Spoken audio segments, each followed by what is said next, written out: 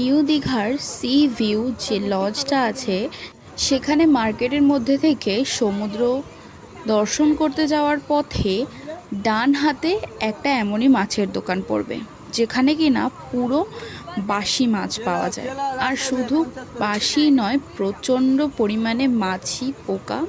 আর তার ওপরে দেখতেই পাচ্ছ মাছগুলোর অবস্থা, দেখলেই আর মন চাইবে না যে সেখান থেকে কিছু নিয়ে খাই।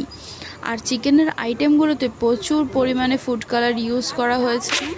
তাদের ব্যবহারও প্রচণ্ড পরিমাণে রুডলি। আর মাছগুলো থেকে অসহ্য একটা ভটকা গন্ধ আসছিল। আর সেই দোকানে ভিড় ছিল শুধুমাত্র মাতাল পার্টিদের।